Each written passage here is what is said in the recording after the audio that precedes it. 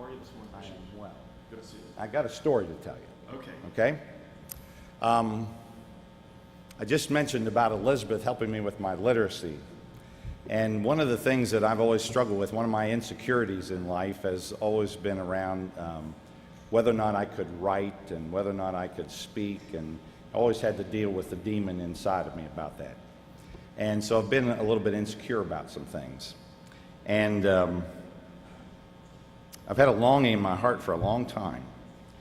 And I was going to the Council of Bishops meeting in Oklahoma City a year ago, November. And a lot of people have heard this story. Not everybody has, but a few have. You haven't. And I'm going to Oklahoma City, and I think, I need to read something on the airplane. And so I picked up a book to read on the airplane. And I got on the airplane, and I opened my bag, and I pulled out your book, Revival. And I started to read that book, and I got mad. I don't get mad very often, but I got mad. You have no idea why I got mad. But I just need to say to you, Adam, just need to say, I got a little ticked off at you on the airplane. You may or may not know that every year for the past 10 years, I've taken our elder ordinand class on a Wesley Heritage trip to England. And it's become very much a part of the fabric of this annual conference. We take those ordinands on that journey, and it's a relationship building time between me and them and between the Wesleys and us. About 6 years ago, I framed up a book about our experiences in England. And because of my insecurities, I left that skeleton in a file folder. I'm glad your secretary forwarded that to me. Yeah. Absolutely. Absolutely. Thanks, Tony. So, Or Tina, excuse me. so, I didn't think anybody wanted to read that, and I didn't have the security of putting it together, and it really bothered me, and to this day, I haven't read your book. So when I got to Oklahoma City, Neil Alexander was in the back of the room, and Neil's a longtime friend, and I said to Neil, could I have breakfast with you? I've got something on my heart that I just need to unload. And Neil said, sure, and we went to breakfast, and I told him that story. And I said to him, I've got these things in my head that I can't seem to get on paper. And I've got to figure out how to nurture that. So I left Oklahoma City and came home, and nothing happened, didn't hear anything. Christmas came and passed. January came and passed. And I finally got a call from Brian Milford at the publishing house. And Brian and I went to Duke together. And Brian said, Neil Alexander told me about your conversation, and we'd like to bring you to Nashville, and just to have a day with us to talk. And I don't know what possessed me, but I put together a couple sample chapters of a book. And when I got there, I gave that to them, fully expecting that they would say, oh, that's nice, we'll get back to you. So we had a lovely day together. In fact, I met your daughter that day. And I came home, didn't hear a thing. And I thought, well, that's what I expected. And I got a call in February from Susan Sally. And she said, we had a great time with you, and we liked reading what you had, but we want you to do something with it. It was more of a leader's thing. And she said, we want it to be a resource that we can that pastors can hand to laity. Can you rework chapter 1? And I said, sure, I'll rework chapter 1. So I did, sent it in, didn't hear anything. I got a call from Susan about 3 weeks later, and she said, can you send us chapter 2? I said, sure, I'll send you chapter 2. Sent it, didn't hear anything. And about 3 weeks later, she called and she said, we don't want chapter 3. And I thought to myself, that's what I was expecting, because those insecurities inside. And Susan said, we don't want chapter 3, we want the whole thing. And then they called in August and said, can you put this leader's guide together? And they called in October and said, can you write this devotional book? And then they called in November and said, can you come and do these videos? And that's how What Are We Fighting For came to be. It's all your fault. Thank you. So the success or the flop of my first written work is on your shoulders, Adam Hamilton. Gosh. Okay. All right. It's all because of you. It's the best book you've ever read. You need to go and buy it today before you're... Now, that may be a really silly and long way to say what I want to say to you. There are a lot of people in this world who are saying it's Adam Hamilton's fault that I encountered Jesus Christ in my life. It's Adam Hamilton's fault that my ministry has grown because of his gifts to the church. It's Adam Hamilton's fault that people have stepped to the plate to lead in ways that they could not imagine they would until you came along in their life. There are a lot of people in the world who are saying it's Adam Hamilton's fault. And for every one person who is wrongly envious for all the things God has used you to do in your life, Adam Hamilton, there are thousands of people who are grateful for the way that God has worked through you to be a blessing. The church is a better place because of people like you. We are so grateful that you've come to Western Pennsylvania to share your heart with us. We pray that you will see us as a part of your family moving forward. And these are praying people.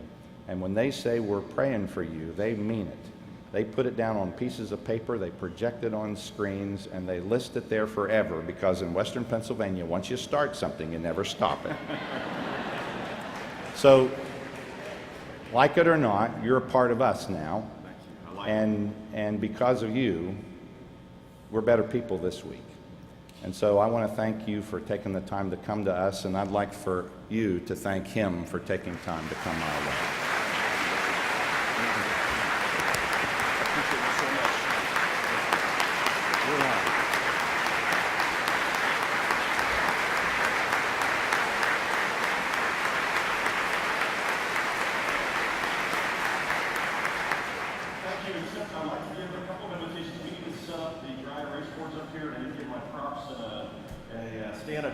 If you would like to sit on the front few rows, I'm going to be giving away some stuff again this morning. Love to have you come. If you're back in the back and you want to be a little more engaged and be up here in the front, come on up. You got about 5 minutes. We're going to get started here in about 5 minutes. So quickly make your way up to the front.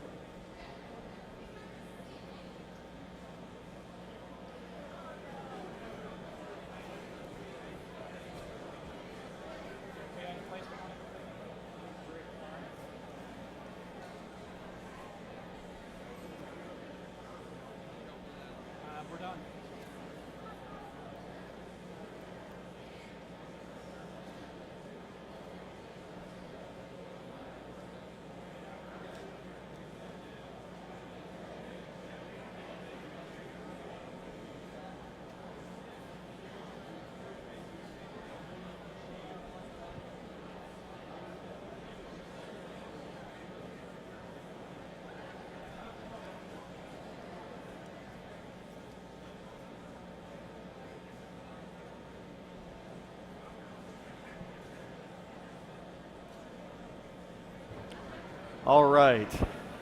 You should have before you your outline for session 3. And as we begin, I want to mention, first of all, my deep appreciation for your bishop and what a blessing is not only to me but to the entire church. And I am profoundly grateful for him and grateful that he finally took the move to publish something. And he's published really an excellent resource for the church. You've seen it, many of you have it, but it is a gift to the United Methodist Church. My hope is that that's his first book and not his last book. I think he's got a lot more books in him, and I want to thank him for sharing that resource with us. I want to begin by giving you an invitation to come to Kansas City.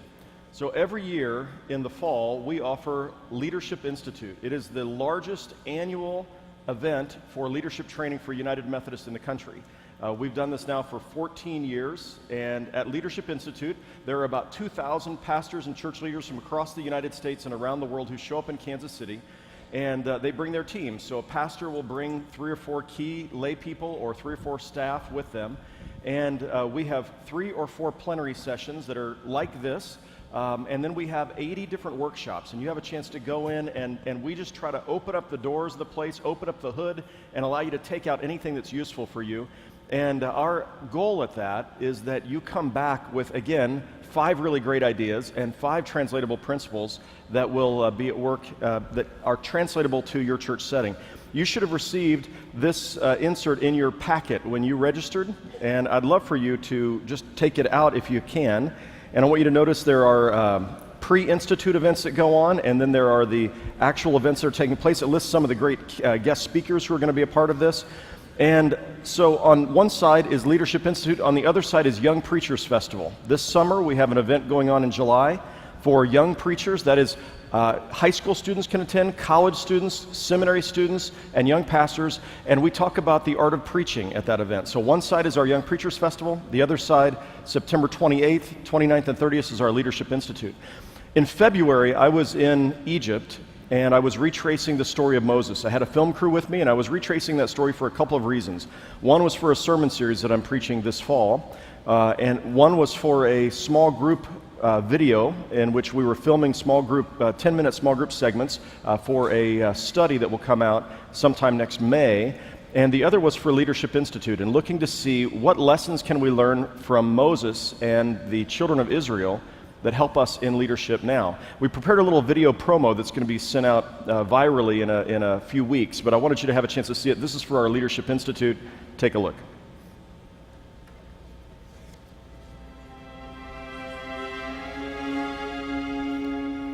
Hi, my name is Adam Hamilton. I'm the senior pastor at the United Methodist Church of the Resurrection, and I'd like to invite you to join me for Leadership Institute 2016. This year I've had a chance to go to Egypt and to retrace the life of Moses from his birth to his death. I'm standing right now at Mount Sinai, and this behind me is the peak, is the place where Moses went and was encountered by God and brought back the 10 Commandments and entered into a covenant with God's people, Israel. I've been searching for leadership lessons from the life of Moses in each of these locations where I've been going. And at Leadership Institute this year, I'm going to take you to Egypt.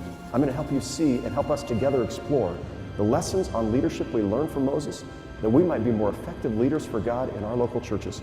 So don't miss this year's Leadership Institute. It is going to be amazing. I hope to see you in Kansas City this fall. So one of the things I'd like to encourage you to consider doing, your annual conference might want to consider taking a couple buses of people and actually providing that transportation to bring you down. Some come by train, many come by plane. Some churches rent a van or they bring their church van and they bring a group that way. When we started Church of the Resurrection, every year I took 3 or 4 of our key lay leaders and our staff to events just like this, and we found not only did we learn and grow, but we bonded together and we dreamt together about what God might do in our church in the year ahead. I'd like to invite you to come to Church of the Resurrection Leadership Institute this fall. Well, as we begin this session, we're going to talk about mission, evangelism, and we're going to talk a little bit about Methodism and what's great about Methodism. I'd like to go back, though, to session 1, and I want to grab just one little piece there on unleashing the power of the laity. So if you'll turn to session 1, and I want to give you one example of what this looks like at Resurrection. But at Resurrection, and really if you look in the Bible for a biblical model of church and a biblical model of ministry, it doesn't look like we hire a pastor to do the ministry and then we all are consumers of the pastor's ministry. And what's often happened for us in American Christianity is we've moved to that kind of model. If we can hire a pastor, we can pay them and they can change the oil in the church van, they can mow the yard, they can do all the hospital visits, they can see everybody who's in need of care, and they can teach every study, they can lead every meeting, they can follow up on every first-time visitor. And as long as that is our model for ministry, your church is going to have a hard time growing beyond about 50 people. The truth is that 90 people a Sunday in worship when we began, every Sunday when we came to the time in the service where we pray our prayer of confession, I would always build in a silent time of confession. This was what I prayed while I was, inviting the congregation to pray silently. Every Sunday, I tell you, this is what I prayed. Lord, I'm so sorry I failed again this week.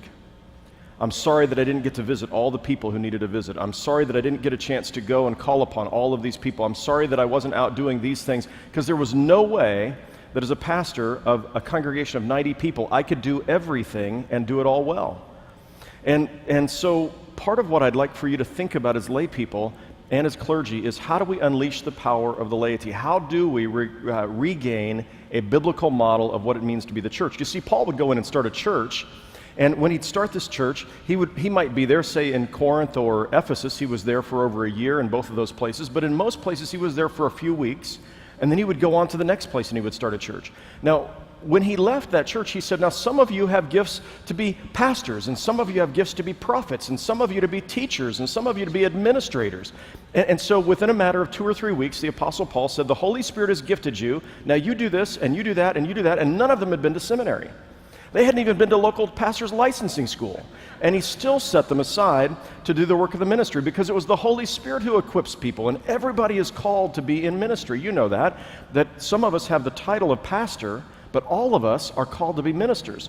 And at our confirmation, when the pastor in our church, we lay the stole over the shoulder of the confirmand, we lay our hands on their heads, and we ordain them once more to a lifetime of serving God. And that's where the fun is. The fun isn't in sitting on the sidelines, and watching other people play the game. Christianity is not a spectator sport. It is intended for us to be engaged and involved. We're all a part of Christ's team. And so when we help lay people hear and understand their call and unleash them, we find amazing things can happen. We have a church of about 20,000 people. How do you provide pastoral care for 20,000 people? That's more than almost every district in the United States. And in an average district, there are 50 pastors. We can't afford to pay 50 pastors, and even if we could, they couldn't do all the pastoral care the way it needs to be done. So we have a team of 5 pastors who are pastors of congregational care, 1 executive pastor who oversees that, and a couple of others for 20,000 people. So how in the world do we do that? Well, we've moved to a biblical model of ministry. So at one point we had Stephen ministry, and many of your churches have that. It's a wonderful ministry. What we found is we came to a place where we needed something a bit more than that. Stephen ministry is what's often termed a reactive ministry. That is, somebody has to request a Stephen minister. We needed something where people who were set aside as lay ministers in our church initiated the conversations. They called people up and said, hey, I see you turn in a prayer request card. I wanted to see if we could get together over a cup of coffee. We needed people who would show up at funerals and care for people who would show up in the hospital rooms without being asked and make hospital visits, all of this kind of care. People who would be willing to meet with somebody over a cup of coffee before they even knew to ask for it. And so we formed a program called Congregational Care Ministry. These are CCMs. And at Church of the Resurrection, we have over 150 CCMs. These are lay people who've been through a 10-week training course at our church. They are then assigned as associate ministers, if you will, to each of our congregational care pastors. So every pastor has 20 or 30 associate ministers who work with them, and they agree to volunteer at minimum 3 hours a week. Did you know there's a lot of lay people in your church who would give 3 hours a week to serving God and to blessing other people? We have congregational care ministers who give 20 hours a week in service. One of my favorites is a retired physician, and he is out visiting the hospitals, every day. He's calling upon people. And I asked him one time, you're retired and you're spending 20 hours a week doing this. You're a physician, He said, I am having more fun. I experience more joy in my life than I ever did in my medical practice, having a chance to represent Christ to people in our congregation and to offer care for them. Anyway, I thought you might enjoy hearing from one of our congregational care ministers about her first hospital call. Take a listen.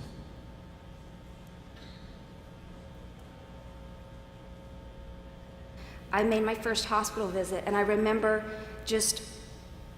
honestly, I never thought that I could do that. I never thought that God would be filling me with this gift and equipping me to help others in this way. And when I was walking towards the hospital room, I just remember praying and saying, God, give me wisdom in my words and help me lift this person. And so I walked in, and she was going through a very difficult time, and I just remember sitting next to her and touching her and feeling that connection, and that in just that moment of saying, you're going to get through it. it's hard right now, and you have to wade through it. But there is another side, and God will give you the peace and comfort that you need. And just to give someone hope, and to be on the other side after I've been the patient and I've been there. Stage 3 colon cancer is not, it's heavy stuff. And being a young mother at the time, I was 36 years old, and there was some really dark days. And so now I just feel like it's God's calling for me to be the caregiver and to be able to give somebody hope and encouragement and inspire them that there is a tomorrow and there are many, many, many days to come. And that as long as you have air in your lungs, you have a purpose in this life. And it's been an amazing journey for me. So let me ask you a question.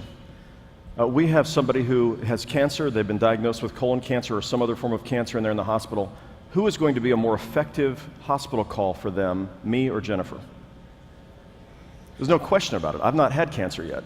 Jennifer has had cancer. If there's somebody who has cancer and they're in the hospital, we're going to send Jennifer out there, because she's going to be far more effective in offering hope and talking about here's what you can expect and here's how I experienced it. And today I'm cancer-free, and I want you to know it's possible. Or even if that doesn't happen for you, God is going to abide by you and stand by you.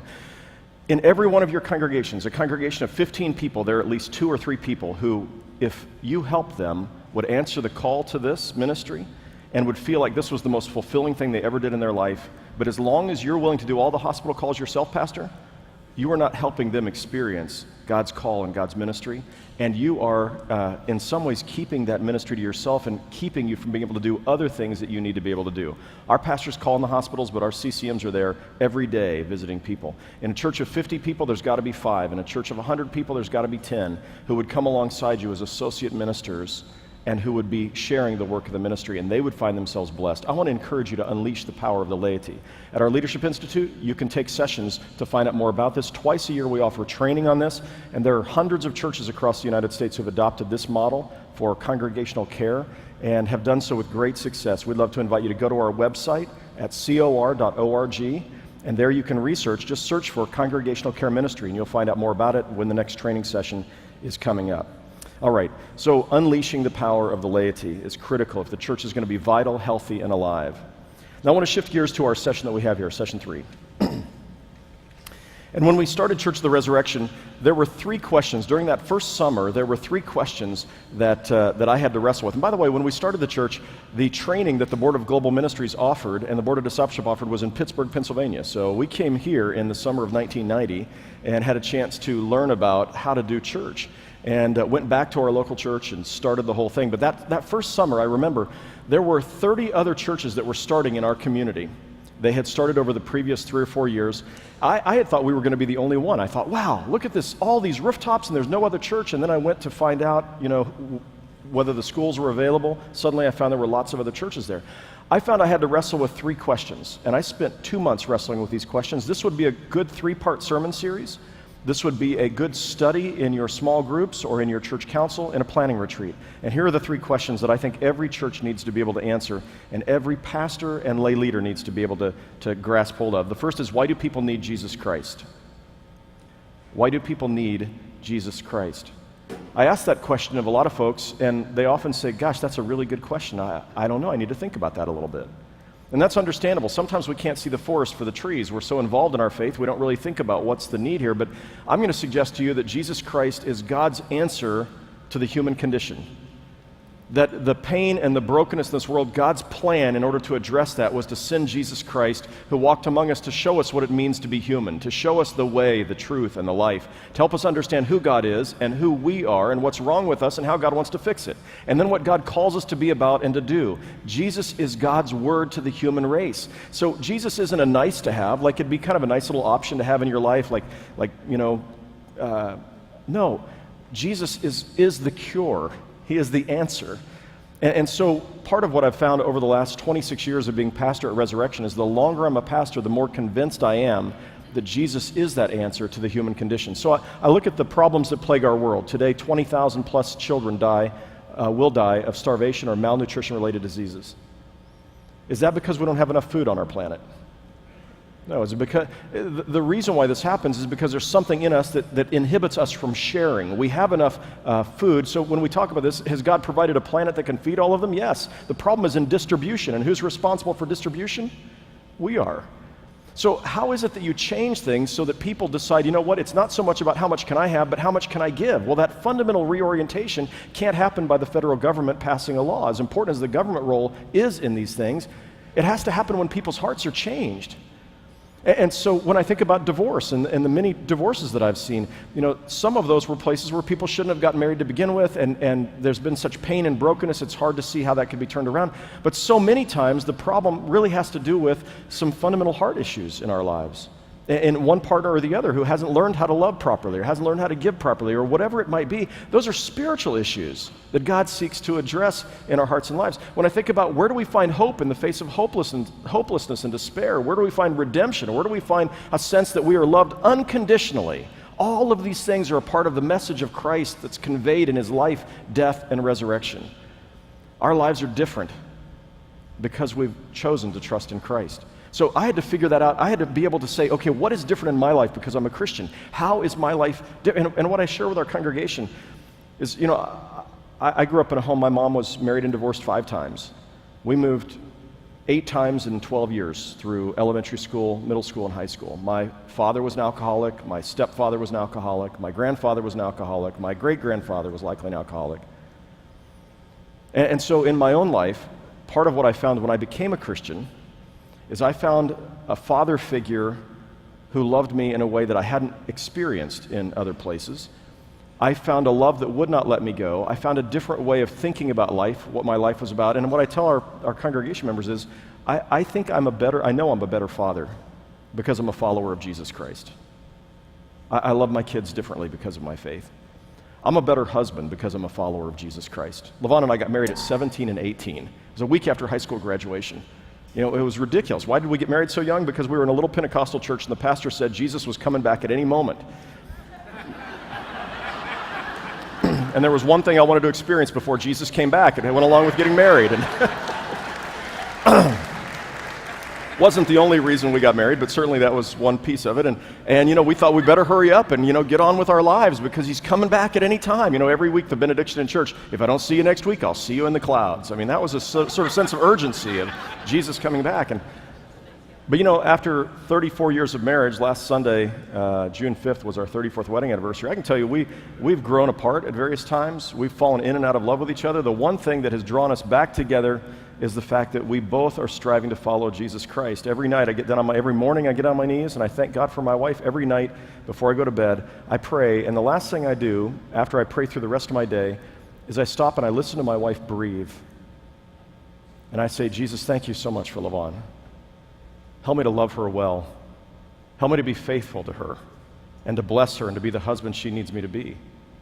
And that changes the kind of husband I am, I think. I'm not a perfect husband, but it helped me be a better husband than I would have been without Christ in my life. I'm a better boss of the people who work for me because I'm a follower of Jesus Christ. I spend my money differently. I spend my time differently in more rewarding ways and selfless ways because I'm a follower of Jesus Christ. I care about things I wouldn't care about because I follow Jesus Christ. I'm less of a jerk than I would be if I were not a follower of Jesus Christ. Why do people need Jesus Christ? You gotta believe this really matters. Like, you got the cure for cancer. Are you gonna keep it to yourself, or are you gonna say, there are people who need this, I gotta figure out a way to communicate to them? Because we have God's answer. The second question we have to ask is, why do people need the church? A lot of people like Jesus. A lot of non-religious people like Jesus. The Doobie Brothers saying, Jesus is just all right with me. I mean, a lot of people are drawn to Jesus. They're just not sure they want the church. And you know what they say about the church. They say the church is filled with hypocrites, all the church wants is your money, and the church is irrelevant and boring. And then they show up at our churches, and what do they find? We take an offering. Often our services are boring and irrelevant, and they meet people, and every single person sitting around them is a hypocrite, right? Now, non-religious people recognize we're all hypocrites. There's this set of values, and none of us lives up perfectly to those values. So we're all hypocrites. And they don't mind the fact that you're a hypocrite. They mind the fact that you don't recognize it, and you're instead pointing your finger at other people and their sins and not recognizing your own. And so So we've got to figure out, the thing is, the church was not our idea. It wasn't John Wesley's idea, it was Jesus' idea. Upon this rock I will build my church, and the gates of Hades will not prevail against it. The gates of the dead, the realm of the dead and the underworld, are not strong enough to withstand the onslaught of the church, of the gospel lived out through the body of Christ. I love the fact that Paul describes the church as the body of Christ. That is, we are his physical incarnation in the world. So if the church is Jesus' idea, then part of what we recognize is the church is God's strategic plan for implementing the solution that is Jesus in the world. So when God looked at the pain and brokenness and the hunger and the war and the violence and all the prejudice and injustice and all these things, when God looked at that, or the personal pain in people's lives, God says, I have an idea. I'm going to create a community of people who are going to work together to address these things. When there's an earthquake somewhere around the world and there's thousands of people who died, like in Haiti, I was in Haiti right after the earthquake. And when I got down to Haiti, almost everybody on the airplane going to Haiti, we actually had to fly through the Dominican Republic and then travel through because the airports were closed in Haiti. When I got in, almost everybody on the airplane were Christians. They were almost, when I have conversations with atheists and they start telling me about, this and that about Christians, I say, well, look, I'll just tell you this. Nearly every time I've been in a disaster zone, 95% of the people who were on the plane were Christians. I didn't meet very many atheists who were on the plane. It's not that the atheists don't care and they don't try to do things. There are a lot of good atheists out there. But when it comes to people actually showing up, suiting up and showing up, it's most often the church who suits up and shows up. And so, so part of what we've got to recognize is the church is God's idea. When there's hunger, God doesn't drop manna from heaven, he sends the church. When there is pain, God doesn't send magical angels from heaven, he sends angels that have flesh on them like you and me, messengers from God to offer hope.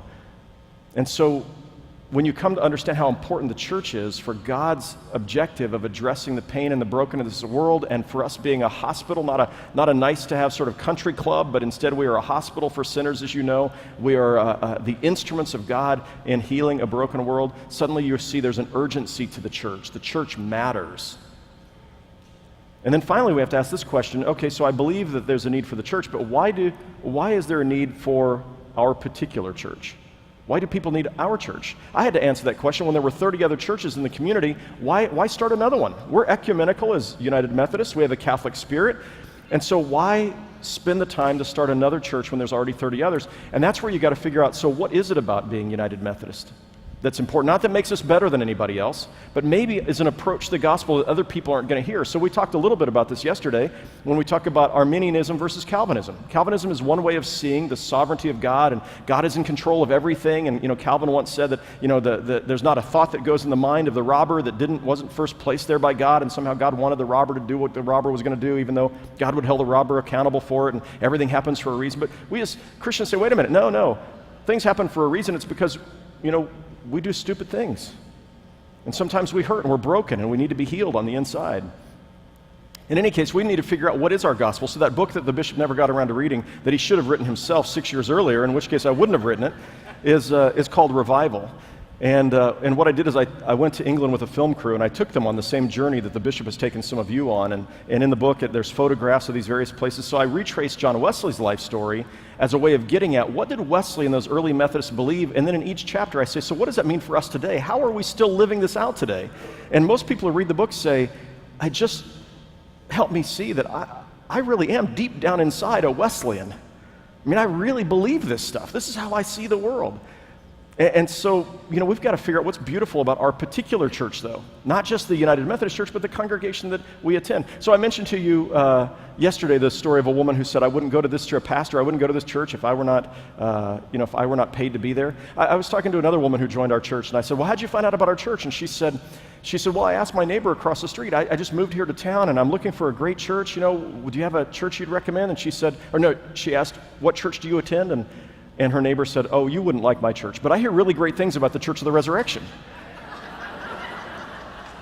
You don't want your church members saying that to people who ask what church they go to, right? And so part of what you've got to be able to do is help your church see how special they are. I mean, I may have mentioned this yesterday, but my goal with my daughters as they were growing up was for them to know that they were remarkable human beings. I wanted them to see the special gifts and graces they had.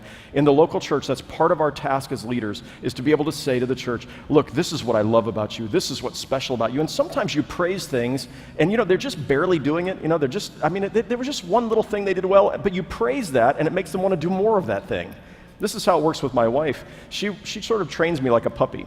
And so if I do something good, like maybe I did the dishes, and she'll say, oh, honey, I'm so proud of you for doing the dishes. That was just really awesome. You're such a great husband. Thank you so much for doing the dishes. Well, she's just trying to reinforce a behavior that she hopes that I'll start doing more and more and more.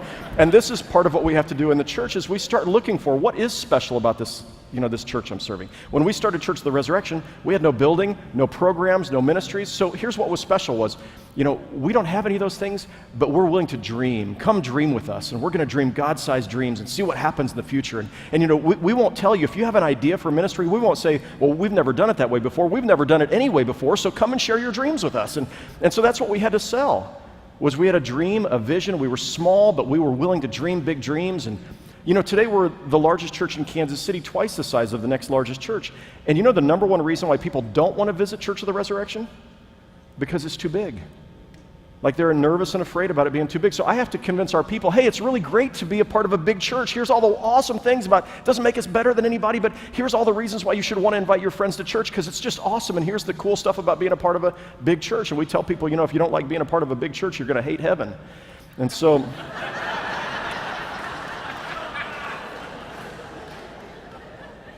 So why do people need your particular church? Maybe it's time just to make out a list sometime with your church council, or on a Sunday morning, asking people, put an insert in the bulletin and say, would you just write down, we're going to take a little survey and find out, what are the top 3 things you love most about this church? And then you begin building on that list, right? But help raise the congregation's self-esteem, because here's where many of our churches are. We are demoralized because we've been declining for 50 straight years. We watched the Baptists build a family life center. We watched the evangelical free church growing over here, and we've continued to decline, and now we sort of feel like, well, what's the point? Nobody would really want to come here. But there's a really great church down the road. Why don't you try that one? We want to be that church that invites the others to come to our place. We want them to see, and we want to be a church that is having an impact in our community and in our world. I want to encourage you as leaders to develop a heart, to help your congregation develop a heart for the unchurched. So we get so used to being a part of this sort of Christian club where we get together and they're all of our friends, and sometimes we look at the people who are unchurched and they dress different and they act different and they have different values, and we drive past them while they're washing their cars or playing golf on the golf course on Sunday morning as we're going to church, and we think, look at all those sinners out there who aren't coming to church.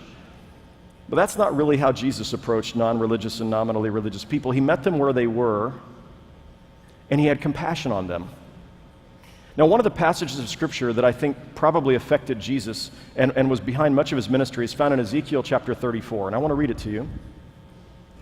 In Ezekiel 34, you'll remember Ezekiel was written, he was a prophet of the exile. So in 586 BC, the Babylonians destroyed the city of Jerusalem, and they took the citizens, the people of Israel, the people of Judah, captive into Babylon. And in response to that, the Jewish people were asking, where was God? Why did this happen? How do we make sense of this? And actually, most of the Old Testament was either re-edited or prepared in the way it is in response to the exile. So in Ezekiel 34, Ezekiel is giving God's answer to why these things happen. He says, "The word of the Lord came to me, Son of man, prophesy against the shepherds of Israel." Who are the shepherds of Israel? They are the lay and clergy members of annual conference. I mean, these are the key spiritual leaders of the children of Israel. Prophesy against the shepherds of Israel. Prophesy and say to them, this is what the sovereign Lord says, woe to the shepherds of Israel who only take care of themselves. Should not shepherds take care of the flock? You eat the curds, clothe yourselves with the wool, and slaughter the choice animals, but you do not care for the flock. And then I want you to hear the specific indictment. You have not strengthened the weak, or healed the sick, or bound up the injured. You have not brought back the strays, or searched for the lost. See, our job is to search for the lost and to bring back the strays. Our job is to offer the healing and the strength and the comfort to the sheep. Therefore, you shepherds, hear the word of the Lord. And the Lord goes on to promise that he will send another shepherd. And I think Jesus read that passage and says, that's about me. And there are several reasons I think that. You get to Matthew chapter 9. Matthew chapter 9, verses 35 through 38. And there, this is a really important passage. So I tell folks, if you're trying to figure out what's the purpose of your church, what's your mission, if you are the body of Christ, then you go back to see what did Jesus do, and we should be doing the same things Jesus did. So here's what Jesus did, Matthew's summary. Jesus went through all the towns and villages. I love this. Jesus didn't sit in his office and wait for people to show up. He went to where the people were. Coffee shops, if he was alive today, he'd be going to the bars, he'd be going to where the people were. So Jesus went through all their towns and villages, teaching in their synagogues, so he taught. He preached the good news of the kingdom. He healed every disease and sickness. By the way, what are you doing to heal the sicknesses and the diseases in your community? Now, part of that is visiting people in the hospital, but part of it is where is there brokenness, and is there a support group your church needs to offer? And we offer a host of support groups for people. It doesn't matter if they go to our church, if they go to no church, whether it's for alcohol or drug addiction or depression or cancer support or mental illness or a whole host of other things. We're looking for ways that we can be the instruments of healing in our community. But this is the verse I think is really important, verse 36. When Jesus saw the crowds, he had compassion on them because they were harassed and helpless like sheep without a shepherd. There's that reference to Ezekiel chapter 34. Like sheep without a shepherd, he had compassion on them. I remember some years ago, a woman, we have parking lot jams in our parking lot sometimes, and a woman came to me, she said, Pastor, you won't believe what just happened to me. I was in the parking lot, and there was a woman coming this way, and I was going that way, and there was a parking space, and I pulled in, and she honked her horn, and then she gave me that universal expression of displeasure with her middle finger. She said, in the parking lot of the church on Sunday morning, she flipped me the bird, Pastor, can you believe that? And I said, isn't that awesome? I mean, think about that. This must be an unchurched person who doesn't know you don't flip people the bird on Sunday morning. At least our church people know, they might feel it, but they wouldn't actually do it. But this woman actually did it. This is a really good sign. I mean, how do you look at these people? I remember a woman who was singing in the choir, and one day, she set her purse down in the choir room, and out rolled a vial of cocaine. Or the folks who walk in, and when they come forward for communion, I can smell the alcohol on their breath. Or the people who've been in prison, or our members who end up in prison and get out of prison, or the 75 former prostitutes and drug addicts who are part of Church of the Resurrection. Like, Jesus had compassion on them. He didn't judge them. He had compassion on them because they were like sheep without a shepherd. That's one of the things I pray for when my daughter does finally show up at a church, with her 15 tattoos, and she has a cameo on the side of her head, a tattoo, and she shaves the side of her head so you can see it. And I think she's just beautiful.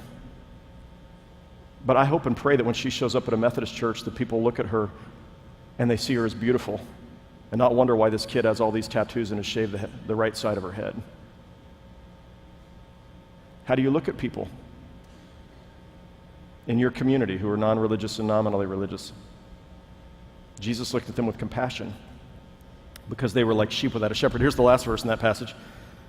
Then Jesus said to his disciples and the members of the Western Pennsylvania Annual Conference, the harvest is plentiful, but the workers are few. Ask the Lord of the harvest, therefore, to send out workers into his harvest field. Is the harvest plentiful in Western Pennsylvania? My hunch is that at least 50% of the people in Western Pennsylvania don't go to church on a regular basis. I'm guessing it's probably higher than that. People respond to compassionate people who demonstrate love to them in their eyes and with their words and with their actions. And so we take the church outside the walls of the church, right? This whole series of lessons I've been calling Leading Beyond the Walls. And so the goal is to be the church outside the walls of the church. Then we come back to the church to get renewed and re-energized and to remember our focus, and we go back out and we're the church in the world again. I want to tell you a story. This shows up in, I think it's in my book, When Christians Get It Wrong. So it's a story that I told to our congregation 4 or 5 years ago about something that happened 20 years ago in our church, 22 years ago. So I want you to picture, I'm telling this story to the congregation 5 years ago about this event that happened 20 years before. So 20 years ago, I was meeting with our youth director, who we were having a staff meeting, and I couldn't find time during the day, so we met in the evening, and he and I both enjoy appetizers and soft drinks, so we went to the local pub, and Patio Quigley's Irish Bar. And we go in, it's 9:30, 10 o'clock at night. I wear my Church of the Resurrection sweatshirt, and we're sitting down at a table having soft drinks and bar food. And after a little while, there was a softball team that comes in, a women's softball team, and there was one particular woman who was pretty drunk after a little while, and she saw my sweatshirt, and she came over and said, "I just have a question. Why did God kill my sister?" I was glad I wore my Church of the Resurrection sweatshirt that day with the cross and flame on it. And we had a good conversation. And I don't know how much of it she remembered the next day, but we had a good, meaningful conversation, and as much as you can with somebody who's drunk. And then a little while later, the barmaid came over.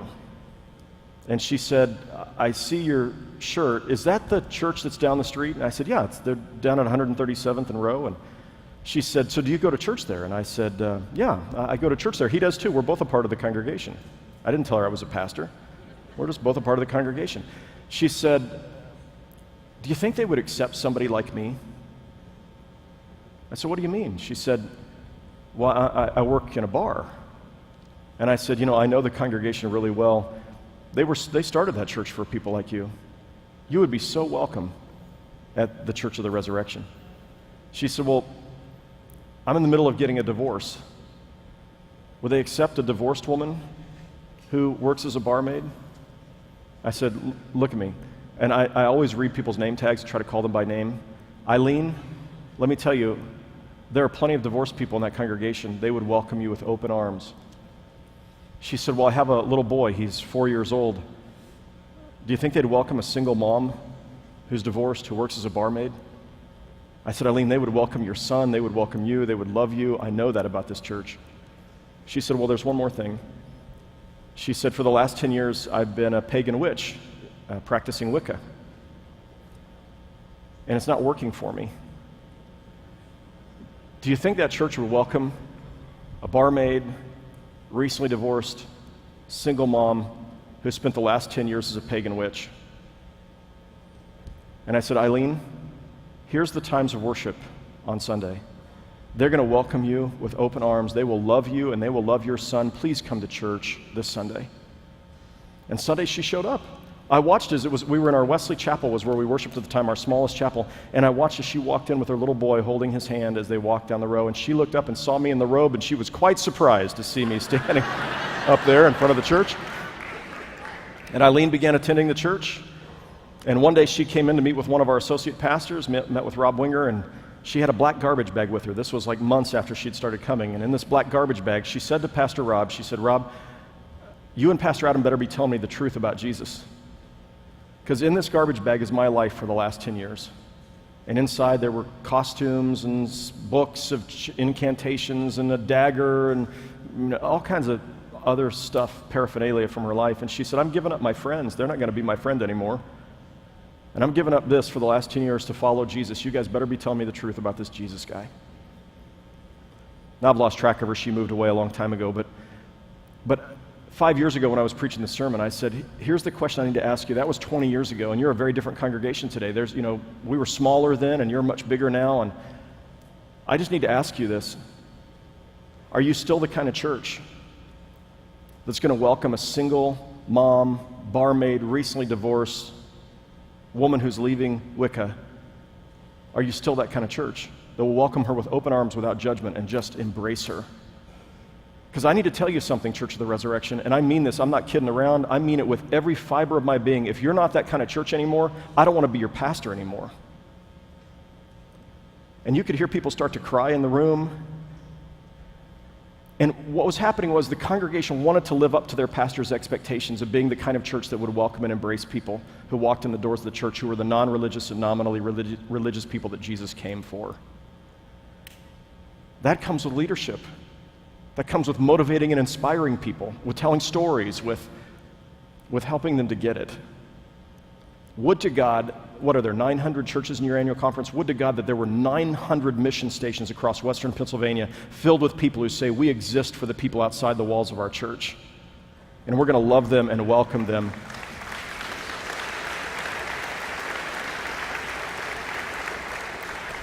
Here's 3 other passages you might write down just quickly. I love Luke's gospel. It's the gospel of the nobodies.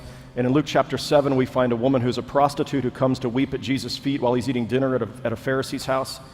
And you may remember the Pharisees is giving judgment. He's looking, saying, does he not realize what kind of woman that is who's touching him? And Jesus says to him, Simon, do you see this woman? Do you actually see her? She's a child of God. She's somebody's daughter. Do you see her? Do you see that she's crying? Do you understand there's something inside of her that's going on, that God is working? Do you see her, or do you only see what she does? And then you go to Luke chapter 15. It's the 3 parables of the lost things in Luke's gospel. There's a shepherd who had 100 sheep, and one of them wandered away, and did he not leave the 99 behind to go search for the one lost sheep to bring it back home? There's that shepherd theme again. And then there's the woman who lost a valuable coin, and then there's the father who had 2 sons. The one with the star for perfect attendance in UMYF, and the other one who dropped out at 16, went and got tattooed up, and wandered long and far away. And I love it when Jesus says that the boy finally came to himself, and he starts walking back, and while he was still a far way off, the father saw his son and ran to him. And before the boy could even say a word of apology, the father wrapped his arms around his neck, called for the fatted calf to be slaughtered, to bring a ring for his fingers, shoes for his feet, for his son who was dead was alive again. That's how God looks at people who are lost. And then finally, Luke chapter 19, verses 1 through 10. And this is the story of a squatty little tax collector who shimmied up a tree to get the chance to take a glimpse at Jesus. And Jesus comes up, he walks right to the tree as though there was a divine appointment, and he looks up at the man and he calls him by name. When I talk about reading people's name tags and calling them by name, Jesus did that. He called him by name, and he said, what was the guy's name again? Zacchaeus, come down from that tree. I want to eat dinner at your house today. Jesus invited himself over. And all of Zacchaeus' friends were non-religious and nominally religious people, right? And the Pharisees are standing outside, and even the disciples seem to be standing outside the dinner. They're a little freaked out about being in there with all those kind of people. But Jesus is in his element. By the way, I got to tell you, our downtown campus in Kansas City, we bought a former bar. And for the longest time, we were the only Methodist church I know of in the world that had a 20-foot beer bottle painted on the side of our building. And we back up to a strip club called Temptations. So you've got Church of the Resurrection on one side, Temptations on the other side. It's just really, really pretty awesome. And you know, the folks at Temptations were worried that we would, in fact, they were initially resistant to us acquiring that building because they were afraid we would protest their existence. And we said, look, we're not going to protest your existence. You were here before we were. And that's not what it means to be a good neighbor. But instead, what we do at Christmas time, we take poinsettias for all the women who dance in the club and deliver them to the club. We make sure women are the ones who are delivering those poinsettias to the club. And we let them know if you ever need anything, if you need anything at all, we're not the kind of Christians who are going to judge you, but we will love you. If you need any help, you want to talk to somebody, you're in the hospital and you want somebody to come visit, we'll come and visit you. We would love to be your neighbor. Now, that's what Jesus did. You get to Luke chapter 19, you get to verse 10, and Jesus gives that great mission statement. He says to his disciples, and I picture Jesus turning to the Pharisees because they're wagging their fingers saying, why does he eat with people like that? And Jesus gets up from the table. This is a week before he'll be crucified. He gets up from the table, and I picture him coming up to one of the Pharisees. It doesn't say this. You have to read between the lines. But I picture him coming up to one of the Pharisees and poking him in the chest with his jaw clenched and saying, you just don't get it, do you? Because you see, he's feeling this urgency because he's going to die in a week for this mission. You just don't get it. The Son of Man came to seek and to save those who are lost. Your church exists if it's the body of Christ to seek and to save those who are lost. This is our mission of making disciples for Jesus Christ, and we recognize that by doing that, authentic disciples transform the world. All right, let's talk about tips for preparing for visitors and how you attract visitors, and then I want to talk just a little bit about how we follow up on first-time visitors before we wrap this up. So when it comes to preparing for first-time visitors, one of the things, and I might have mentioned this yesterday, but every so often we'll have our trustees take their cameras on their phones and walk around the campus and take pictures of everything that doesn't look quite right. Like, we get used to our buildings the way they are, and the ceiling tiles, you know, with the water stains on them, and the carpet that's 30 years old, and we get used to it, the crumbling in the parking lot. And so we just say, would you just give it a scrutinizing look and look for everything inside and outside the building that doesn't look like we really care about what we're doing. And then that becomes the list of things they need to work on for the coming year. And so, part of what you do is, if you're preparing for visitors, is you're looking to see what does your facility look like? Is it right? And especially go to the nurseries. If you hope to attract families with small children, see what your nurseries look like. Some years ago, I was invited by a pastor to go visit, to inspect his church. He said, would you just come tell me what you see? And I walked in, I said, take me to your nursery. He said, don't you want to go to the sanctuary? I said, no, I want to go to the nursery. Take me to your nursery. So we went to the nursery, and there was ceiling tiles that were bowed in, and there were Barbie dolls with their heads pulled off, and there were, toys that, but the worst thing was I just stood there and I said, so do you smell that? Yeah. I said, what do you smell? It smells like mildew. I said, now, if I'm unchurched and I have a kid, they're the most valuable thing in my whole life. They matter more to me. I don't know if I believe in God, but I believe in my kid. And you want me to drop my kid off in your nursery that smells like mildew with gunked up toys? There's no way. You've already convinced me that I'm not coming back. And so these are the kind of things you start looking at. Then you start looking at, well, how do you invite people to church? So I'll just tell you a couple things that we did and we continue to do. So, of course, social media is a wonderful way to invite people to church, and you want your members inviting people to church, and this is part of why you have a sermon series once in a while that you want to invite people to.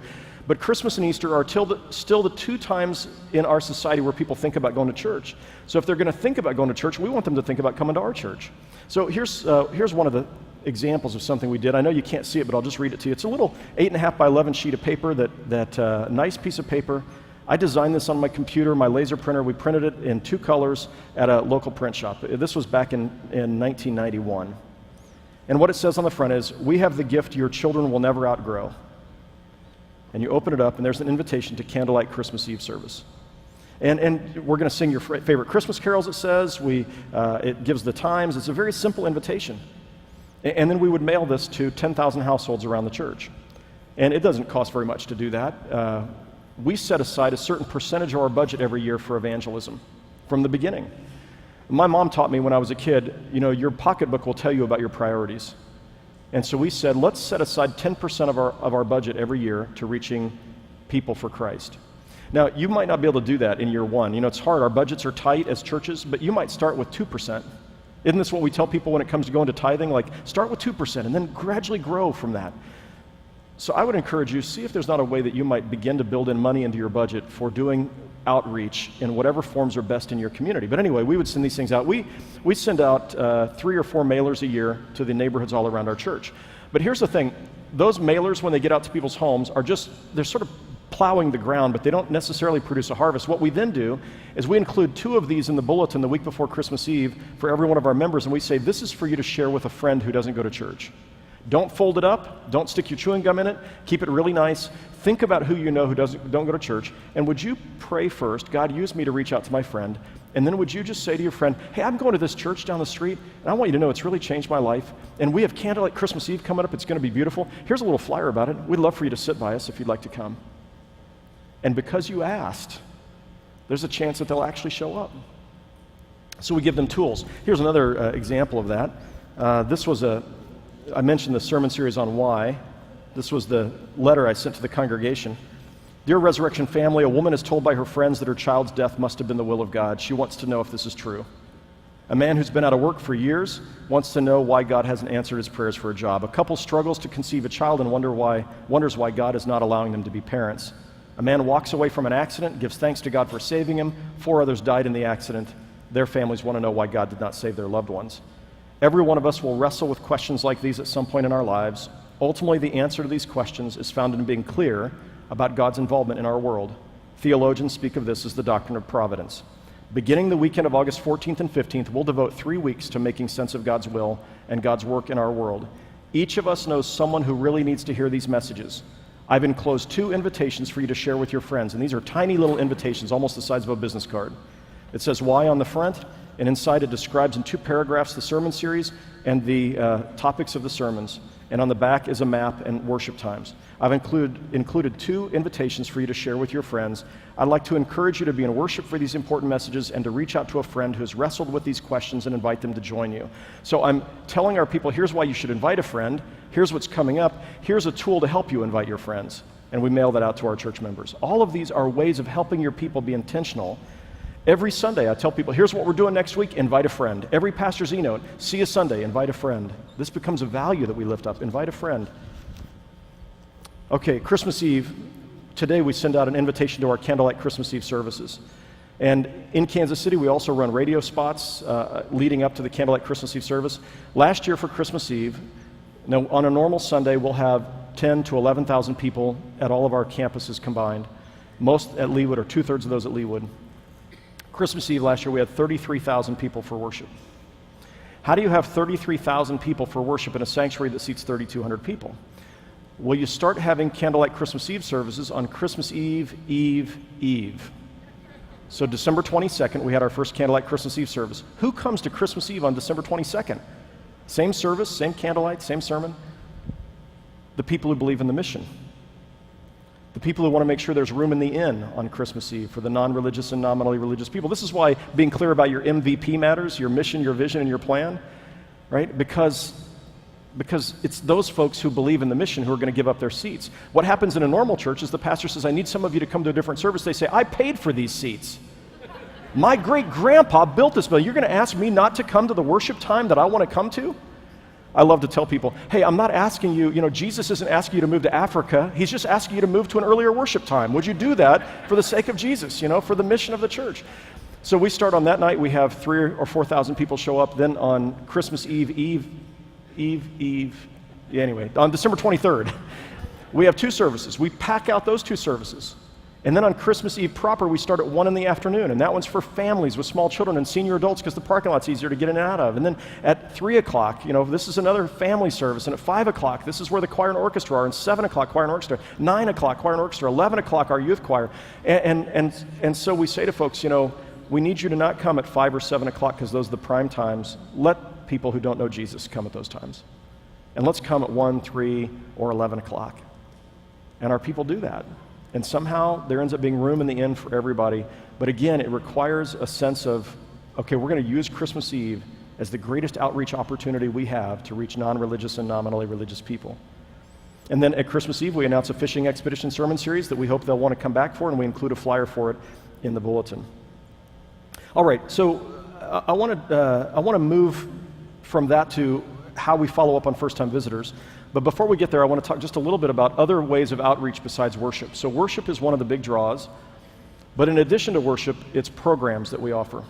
And so, at one of our campuses, we have a soccer league, and the soccer league is a way of bringing in kids who are not actively involved in church and their families. And there's a little devotion that happens at the beginning of each of those soccer games. We have our women's ministry, we've found, is one of the huge ways of reaching out to non-religious people. So I want to say a word to all of you who are part of United Methodist Women. So our United Methodist Women has both the traditional circles that many of your UMWs have, but then under our United Methodist Women comes a couple of other outreaches. One of them is called Building Better Moms. And our UMW asked, how could we best reach out to young moms? And they aren't seeming to come to our circles or our quilting groups, so what could we do to minister to young mothers? And we started this group for moms, recognizing that non-religious moms are looking for fellowship, they're looking for community, and they're looking for how to be a better mom, even if they don't yet know they believe in God or want to follow Jesus Christ. So we start where people have this need. And so I want you to hear just a little bit about our Building Better Moms ministry. Take a listen. Women's ministry, and specifically Building Better Moms, is a really easy way to enter into a church. When the woman in the home becomes involved in the church, then the family follows. We do a Bible verse, and it's always pertaining to your children. We do a quick devotional, and we do pray for each other. And they can learn from one another. They can learn from speakers who bring relevant issues to the forefront. Building Better Moms provides such a place for other moms to connect, to say, you're not alone, I'm there, let's go through this together, let's live life together. Because being a mom's not easy, and we all need other people. I would say that I would probably fit into that nominally religious category.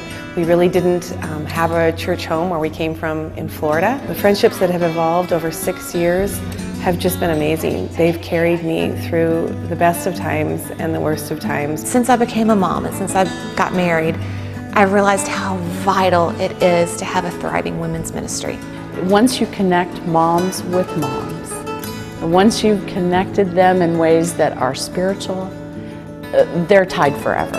Women crave this program, and if you open up your doors, they will come. So I want to remind you of what we learned yesterday about Heifetz's diagram, that there is the world as it is and the world as it should be, and that vision is found in the gap, in minding the gap. And in this particular case, what our UMW said was, there are lots of women who should be involved in church, who should be raising their kids in church, who need the love of Christ, and they need a caring community of women, but there are many of them who are not involved in church. So how can we reach these people and bring them into the fold? And so this is one opportunity, one way in which our women have tried to do that. We also have a group called Thursday Live, where we offer, all kinds of programming for women. And there's over 1,000 women who are a part of these programs currently at Church of the Resurrection. Many of them came to the faith as a result of these programs. By the way, I think of a woman in our congregation named Marty Mather, and I love this woman. She's in her upper 80s now, a preacher's kid, a Methodist preacher's kid, and such a faithful woman. But one of the things she realized in thinking about how can I personally reach out to younger women and bless them is she makes the best bread in the whole world, bread and cinnamon rolls. And she found that there were a lot of women who wanted to learn how to bake bread. So she started these bread baking classes, and she'll have, the women who know, she'll tell them, and they invite their unchurched friends, and they sit down, and they all bring their ingredients together, and they sit, sometimes they'll use the church, sometimes they'll go to her home, and they'll learn how to bake bread. Now, while the bread is rising, they're all sitting down, and she said, I just want to tell you about something that's really important in my life. I grew up as a preacher's kid. My dad was a Methodist preacher. And there's one thing I love about the Methodists. It's captured in this one sermon, and then she hands out a copy of John Wesley's sermon, The Catholic Spirit. And she gives it to all of these women. And she said, this is the kind of church where we embrace people and we welcome them with open arms. And I've found life in Jesus. And he described himself as the bread of life. And every time I bake a loaf of bread, I think about how Jesus sustains me. And I just, if any of you don't go to church, I'd love to invite you to come to church. Okay, now it's time for us to go back and keep baking our bread. But I thought, how amazing that this 88-year-old powerhouse is still thinking about how can I reach out to people in the name of Jesus with the skills I have. I'm a little old lady who can bake bread. And that's very appealing to a lot of young mothers who have lost their moms or their grandmothers and wish they had somebody like that in their life. All right, I want to mention two halves of the same gospel. Two halves of the same gospel. So, evangelism and social justice. One of the things that drew me into the United Methodist Church, I came to Christ in a little Pentecostal church, but drew me to the United Methodist Church was its emphasis on the social gospel. And I already knew about the evangelical gospel, inviting people to come to faith in Jesus Christ.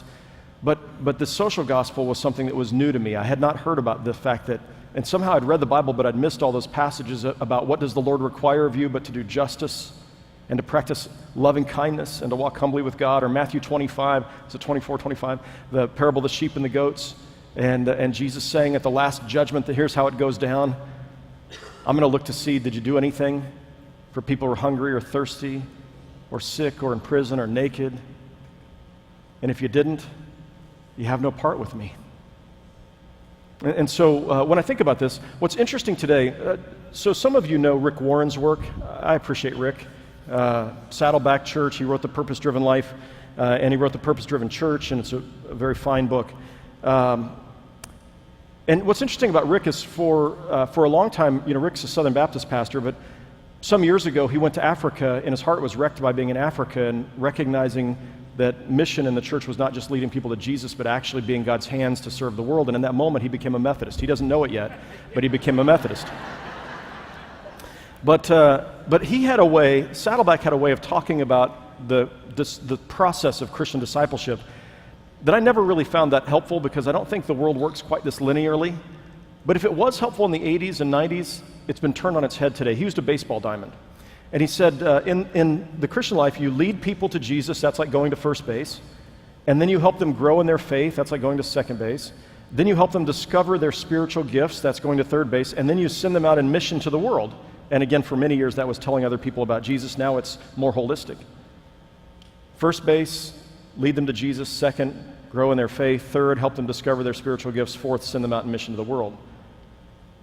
If this ever worked, this is not the approach that we take that's going to be successful for many 21st century young people. It's been flipped on its head. Today, what this looks like is we start by inviting people to be a part of the mission in serving the world. We start over here. And then along the way, we say, hey, as you're doing this, would you be interested in coming to our church and seeing the other things we've got going on? And we share with them Jesus. And we help them to grow in their faith, and then we equip them, and we send them out to do ever bolder and more courageous things in mission to the world. And here's an example of that for me. Some years ago, we have a 5K run every fall for AIDS projects in Africa.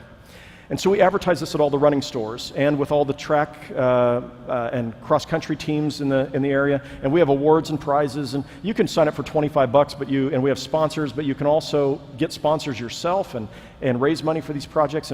And so in the running stores, we have the flyers and brochures about it, and we invite people to participate.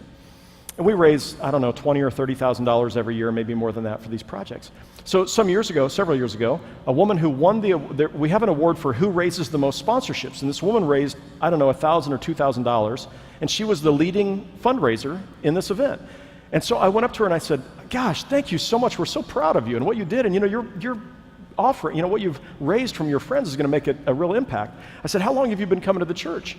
She said, I've never been here before. This is my first time. She said, I saw your flyer at the shoe store, the running shoe store. And I thought, how cool is that? There's a church that actually cares about people with AIDS in Africa. And she said, and I care about, big concerns. And that's something that's touched my heart. And I thought, I'm going to go do this. And then I contacted all my friends and I said, you won't believe it. There's a church that cares about AIDS in Africa.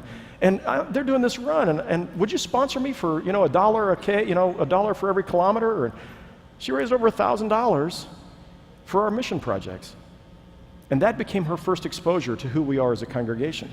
We do a food drive every year. Actually, we do 3 food drives every year. One is in the business community, one is personal, and then one is in our neighborhoods. In the neighborhood food drive, we give people on Sunday after church, this is one of the announcements I preach into, and we invite them to take a bag, and that bag has the supplies you're going to need to go door to door in your neighborhood. And we say, we'd like for you to go door to door, pray for your neighbor as you're walking up their driveway. When you get to the door, if you have courage enough, knock.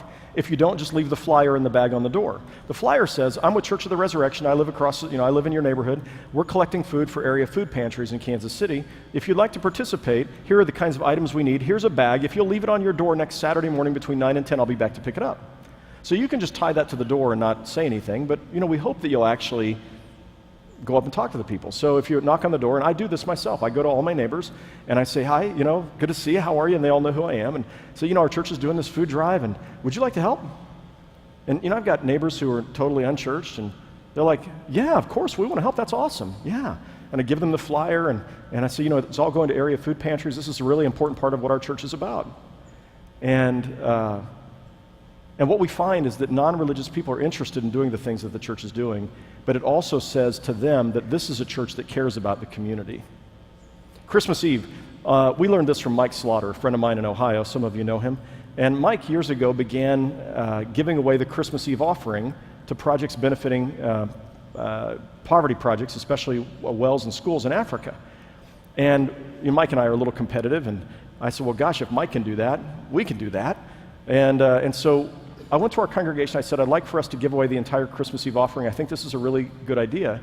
And part of what we're going to be saying to the 33,000 people who show up on Christmas Eve, is this is a church that really cares about children in poverty. We're going to focus on kids in poverty. Half of it's going to go to projects in Africa or the developing world. Half of it is going to go to projects here in Kansas City benefiting children in poverty. And so we put together a video, and we show people this video. 2 months before Christmas Eve, we announced to our congregation, right at Thanksgiving, just before Thanksgiving actually, we say the Christmas Eve offering this year is going to go to these 2 causes. And I challenge them, as Mike challenges his own people. I said, would you consider giving an amount equal to what you spend on your own family at Christmas in this offering? Because all of us, we all have the same struggle at Christmas. Like, what are we going to get for people who already have everything? And then we have this orgy of gift opening when we're finished. Then we feel a little guilty about it, like, did we even get the point of Christmas anyway? Or as Mike Slaughter says, Christmas is not your birthday. And so we challenge our people. The first year, not very many people did that, but last year I think there were multiple hundreds of people in our church who gave an amount equal to what they spent on their own family at Christmas. And then they give a little card to their family members saying, hey, in addition to this gift, I gave it a gift equal to this amount to benefit children in poverty here in Kansas City and around the world. Now that's a witness that they give when they give their present away, right? So then on Christmas Eve, we don't tell them, I tell them some of our church members have given an amount equal to what they gave on Christmas, or what they spent on Christmas. We're not asking that of you. But for $10, you can provide school supplies for a child right here in Kansas City. Or actually, last year it was beds. So we have a vision of making sure no child sleeps on the floor in Kansas City. And our missions team has said we're going to do everything we can to make sure every kid has a bed. So we provide brand new beds, mattresses, we deliver them sheets, blankets, pillows, jammies, and a pocket Bible and a bedtime story that all go in this bag for people. And we said, for $10 you can provide the sheets and the blankets for a child right here in Kansas City. For $50 you can provide an actual bed and mattress and the sheets and blankets. And we'd like to ask, I'm saying this on Christmas Eve, we'd like to ask, would you consider for every member of your family providing at least $10 to make these things happen? 100% of what you give is going to this. We're not keeping any of it. The video that we showed, this was from a couple of years ago. We were benefiting projects in Honduras and in Kansas City, the BEDS program, and we showed this video towards the end of the sermon as an illustration of the so what, of asking for the sale, right? Asking them to do something. Here's the video. Take a look.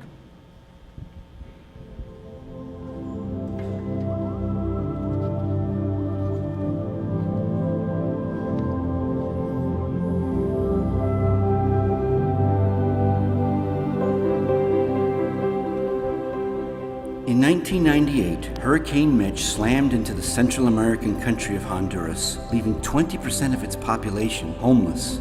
The construction of Ciudad España provided them homes, and starting in 2004, work teams from the Church of the Resurrection began helping the residents build facilities that included a church, community center, school, and a medical clinic. Today, the church serves more than 200 grade schoolers through the John Wesley Elementary School. Unfortunately, they've not had the resources to offer 7th to 12th grade classes. Your gifts will make it possible for children in Ciudad España to continue in school beyond the 6th grade, giving them a future with hope. No child in our community should ever have to sleep on the floor. Since 2010, the BEDS Ministry of the Church of the Resurrection has partnered with Kansas City Urban Schools to provide children with a brand new bed of their own, complete with new sheets, a blanket, pillow, and pajamas. Our hope is to show children they are loved and to help them prepare for success at school, which starts with a good night's sleep. Your gifts will ensure that children in our own city will have beds to sleep in at night. This Christmas, share the light with children in Kansas City, Honduras, and around the world. So Christmas Eve, 6 years ago before we started this, and a Christmas Eve offering would be roughly equal to a normal Sunday's offering. And at that time that was around, actually it'd be less than that. It was about, take the zeros off because our church is just much bigger, but say $250,000, $300,000 in a Christmas Eve offering, usually $250,000. And I would think, how could we have 30,000 people here and have an offering less than what a normal Sunday offering would be? And I actually began worrying that maybe somebody was taking some of the money. Well, what we figured out was we weren't giving people a reason to give. They just put $10 in the offering plate because that was their ticket for the Christmas Eve service. We started doing this, and last year they gave $1.2 million on Christmas Eve. 4 or 5 times what they were giving before, because we gave non-religious people a reason to give, and we asked a specific request, and this is exactly where 100% of your money is going to go. And I love it. After church, I stand in the narthex, and I have these unchurched people come up to me and say, hey, the service was great. It really touched me, the music, the way you know, the sermon, the candle lighting. But my favorite part of the service was the offering. The fact that you give all of this on your biggest night of the year to benefit other people, I'm in. Now, when you have an unchurched person say their favorite part of the service was the offering, you're onto something. And this is the point here, is we're inviting people to be a part of the mission to serve the world, because non-religious people care about the world. And young people, millennials, are very interested in changing the world. They're not so sure they need the church, but they're very interested in changing the world, and that just happens to be our mission. So let's invite them to be a part of that, and then we'll help them to see this is what real Christianity looks like. We will show them by our actions. This was Jesus' evangelism strategy. He articulated it in the Sermon on the Mount when he said, let your light so shine before others that they might see your good works and give glory to your Father who is in heaven. All right, I want to shift gears now to how we follow up on first-time visitors. And I'm hopeful that you're going to give me an extra 15 minutes because we started at 10:15 instead of 10 o'clock. Because I got the most important things I want to share with you in just a minute. So, how do people come and they visit for the first time, and the narthex trained not to talk to their friends, but to talk to new people. During the service, hi, my name is Adam Hamilton, all these things I've told you. halfway through the service when the anthem is being sung, before the anthem is sung, we say, at this time, we'd like to invite the ushers to come forward. They're going to hand you our attendance notebooks. If you would please, this is exactly what I say, if you would please sign in, we would really appreciate it. And as you're signing in, if you're here for the very first time, on the left-hand side is our welcome brochure. Feel free to take that out and take it home with you. It'll tell you more about our church. Now, when this gets to the end of the row, would you please pass it back to the beginning of the row? And I want you to open it up a second time and look to see who's sitting on your right and on your left and where they come from, where they live. There might be one of your neighbors who's sitting in your row or somebody from your old hometown, and welcome them by name following the service of worship. Now, as a first-time visitor, I don't want you to have my address or my name. But you've just told the person sitting next to me to look and see who I am and where I come from and welcome me by name. So I'm in a quandary. I have to decide, would I rather be known as a rule breaker to the people sitting around me by not filling this out, or go ahead and give you my name and address? And 9 out of 10 people are going to go ahead and give you their name and address. You say, well, that's kind of manipulative. Well, yeah, I guess it is, kind of. Not really. Because we're asking people to actually greet each other by name following the service of worship. I recently did a wedding for a couple who met. They were sitting on opposite ends of the row in worship 5 years ago, and they met by passing the attendance notebook back and forth. It was pretty cool. But anyway, so we asked people to do that. Here's what I would do in the first 4 years. So I'm going to take you back to when we were much smaller, because this is about the size most of your churches are. There's a place, the blue ones are for guests. Is this your first visit to Resurrection? Yes, you check that. After church, I would go through and I would tear off every first-time visitor form. Has their name and address. I would go home and I would eat lunch with my wife and my kids. And then after church, I would start visiting every first-time visitor. I didn't call them and ask them if I could come by. I just would show up. So this is how it worked. I would show up at somebody's house. Let's see. I'm coming right to you. So what's your name? Kate. So I show up at Kate's house. She has this look on her face like, oh no, I should have never given him my name and address. And I say, Kate, don't worry, I don't want to come in. I just wanted to come by and say how much it meant to us that you visited church today and how honored we were that you were there. This is a coffee mug. It's a sign of our welcome, and I want you to have that. Do you have any questions about the church? And if she did, I'd answer them. If she didn't, I'd say, well, that's great. We really hope you come back again next week. And again, it was an honor to have you worship with us today. Thank you so much, Kate. How long did that visit last? 2 minutes, maybe? A minute? So can you all see me? No, you can't hardly see me in the light. Is this any better? Okay. Well, anyway, let's see. Here we go. Is that better?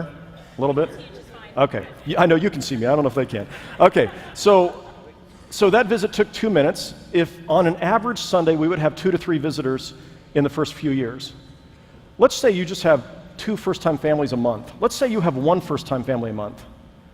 And you show up and you knock on the door. Now here's what would happen. And if Kate wasn't there, I would write a personal note with my phone number and I would stick it inside the coffee mug and I would leave it by her garage door because nobody in our community goes in the front door anymore. They go in the garage door. Now the second week that Kate came back, because I visited her at her house, I would call her by name and she'd walk in and I'd say, Kate, I'm so glad you came back again. Thank you. And if I could call Kate by name on her second visit, she was going to become a part of the church. Because as I said yesterday, it's all about people. It's about relationships. Kate, that mug is for you to keep. It's all about people and relationships. And people do not become Christians because of our superior theological arguments. They become Christians because we took the time to care. And so I delivered 800 coffee mugs in the first 4 years that we were in existence as a church. Today, our lay people do this. On Christmas Eve at 1 in the morning, a team comes in to pick up the last of the coffee mugs from the 11 o'clock service and deliver them the day after Christmas. And we try to do it the day of, but we give people a break on Christmas Day. But to deliver a coffee mug, when we show up with a coffee mug, here's what I want you to notice. I did not go to Kate and say, Kate, now if you were to die tonight, do you know beyond a shadow of a doubt that you would go to heaven? Or if Jesus asked you, why should I let you into my heavenly kingdom, what would you say to him? I didn't say that. I just said, we're so glad you came. Thanks for coming. We hope you come back again. Because the former pushes people away from Christ. The latter is just a way of saying, come back again.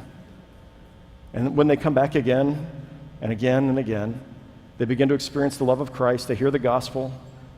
And then after somebody would visit 3 times, I would call them up and I'd say, I'd love to come by your house and have a chance to get to know you. Now, if it was just a single person, I would say, let's meet for coffee somewhere else. But if it was a family, I would go by and say, can I come by? I'd love to hear your story. And I want you to notice what I do. I'd pick up the phone on Monday, and because we kept track of attendance, we log it into the computer every single Sunday. And so we log attendance for all 10,000 people. Even those who join us online, we log their attendance. So after the 3rd visit, I would call Kate, and I'd say, Kate, I'm just so glad you've been coming to the church. I'd love to hear your story, share with you my story, and a little bit more about the church. Could we connect either on Tuesday, Wednesday, or Thursday at either 6 or 7:30? Would one of those times work for you? Notice I didn't ask Kate, would you like me to come by for a visit? If I'd asked her that, what would she say? No. So I invited myself over. Remember Jesus, hey, Zacchaeus, I'm going to come to your house for dinner. So I invited myself over. Virtually nobody says no. And when we would sit there, I would just say, Kate, I'm so glad you're coming to the church. Tell me more about who you are. Where'd you grow up? Now, did you grow up going to church anywhere? I didn't ask, are you saved? I just kind of casually asked, did you grow up going to church somewhere? Tell me about what's going on in your life today. Tell me about your family. And then I'd say, can I tell you a little bit about my story? Oh, yeah, sure. And I would tell her how I was baptized as a Catholic as a baby, and pretty much unchurched my years growing up. Went to a Methodist church nominally for a couple of years until my parents got divorced, and we dropped out of that church and started doing drugs when I was in 8th grade. But in 9th grade, a fellow was going door to door inviting people to church. He spoke with what looked like a microphone pressed to his throat, an electrolarynx. His vocal cords had been removed. And he asked me, would you like to come to the church I attend? And that Sunday I went to church, and I didn't believe in God. I thought I was an atheist at the time. I didn't believe in God, but something inside me was leading me to go to the church. My mom and I went, and it was a Pentecostal church, and it kind of freaked me out. Speaking in tongues and hands raised and the whole thing, Bible thumping preaching. But the reason why I went back is there were 3 really cute girls on the front row of the church. I didn't believe in God, but I believed in girls, and I started going back to church. And usually they're laughing in the living room, just like you are. And I said, I decided to read the Bible. My freshman year in high school, I thought, everybody should read this book. I don't believe in God, but I should read this book. And I started in Genesis chapter 1, and I got halfway through the book. I was reading 5 chapters a night after my homework, and I went to my pastor one day, and I said, Pastor Phil, I'm halfway through this book. You talk about Jesus every Sunday. I haven't found him anywhere in here yet. I'm in the book of Psalms, and I don't see Jesus in here. And he said, the P is silent, it's Psalms, and he said, you have to go to the Gospels. And I said, well, what are those? And he showed me, and I kept reading 3 chapters then a night of the Old Testament and 2 chapters of the Gospels, and I read through the Gospel of Matthew. Now, we're just sitting in the living room, and I'm just sharing the story. I read through the Gospel of Matthew, and I was really taken by Jesus. The things that he said really spoke to me, and the things that he did, and I was pretty in awe of him. And then I got to the end of the Gospel, and he was crucified, and I thought, how tragic. And then it said he was raised from the dead, but I thought, people don't rise from the dead. That's a nice myth, but I don't really believe it. Then I read through the Gospel of Mark, and it's kind of a shorter version of Matthew, and once more I found myself really drawn to Jesus. But he's crucified, and in the end there's an empty tomb, and I thought, well, I don't know about that. And then I read the Gospel of Luke. And I really like the Gospel of John. I just wrote a book on the Gospel of John, but Luke is my favorite gospel. And as I mentioned before, it's the gospel of the nobodies. And when I read the gospel, I found that Jesus cared about the marginalized and the pushed down and the people made to feel small and insignificant by the religious people. And I felt like one of those people. I felt like the lost boy in the prodigal story. And I got to the end of the gospel, and Jesus once more is crucified. And Jesus, in Luke's gospel, he prays when he's on the cross, only in Luke's gospel, Father, forgive them, for they know not what they do. What kind of man prays like that? And then in Luke's gospel, he's raised from the dead. And this time it made sense to me. I mean, if Jesus really had come from God, if he was crucified and he stayed in the tomb, then this meant that evil and hate and sin and death had the final word. But his resurrection meant that evil and sin, hate and death did not have the final word, and that God has triumphed over all of those things. And as a 14-year-old kid, I got down on my knees next to my bed, and I said, Jesus, I would like to follow you. And I know I'm just a kid, I'm just 14 years old. But I'd like to give you my life. If you can use me any way you can, I pray you will. I give you everything I've got and everything I am. And I would tell them, I still pray that prayer every morning. I'm not 14 anymore, and I prayed that prayer this morning at the Hampton Inn on my knees next to the bed. Lord, once more, I give my life to you. Please use me and do with me whatever you want. My life is yours. And I would say to them, that's really the essence of being a Christian, is deciding to follow Jesus and trusting in him, and he changes you from the inside out. And as I said to you a moment ago, he's made me a better husband, a better father, a better boss. My life has more meaning, and it's filled with grace because of him. And that's why I'm sitting here in your living room. We started this church a few years ago just for people like you to say, it's possible to be a thinking person and to be a follower of Jesus Christ, and that relationship changes every other relationship. And I'd love to invite you to be a member of the church and to be a follower of Jesus with me. And then I'd tell them a little bit about the church and how you join, and finally I would say, could I pray with you before I leave your house? And they're a little uncomfortable. They were unchurched people who hadn't had anybody pray out loud with them, but they were like, but of course you're the pastor, sure, go ahead, And I would join hands with them and I would pray, Lord, you know these two people. You know their life and their story, and I know you love them more than they could imagine or believe. I pray your blessings on their relationships and all the things they told me about themselves earlier in the conversation. I'd written them down and I prayed for those things, and then I would pray, Lord, if this is the right church for them, help them to feel this longing to be a part of the church. And I pray that they would want to follow you. In Jesus' name, amen. I would look up, and so many times I would see tears streaming down their faces. And in that moment, I became their pastor. Now, of the 400 families that I visited in their home like that on that third visit, 399 of them joined the church. Those who live in Kansas City, almost all of them are still a part of the Church of the Resurrection 26 years later. Because it's all about people and relationships. And it's that kind of interpersonal interaction. It's not rocket science, people. It's just not. It's about connecting with people one-on-one the way Jesus did. It's about authentically sharing your faith. It's about being intentional about welcoming other people into the church and looking for ways to reach out to them just as Jesus did. Two last things. One is, your task as Christ's followers is to pay attention. Part of what I've noticed is that God is at work all the time. The Holy Spirit is constantly at work. Our task is to pay attention. And so I'll give you an example. Several years ago, I was coming home from Atlanta. I was speaking at a conference like this, and I always carry my pocket testament with me in my back pocket. It's shaped just like my back side here.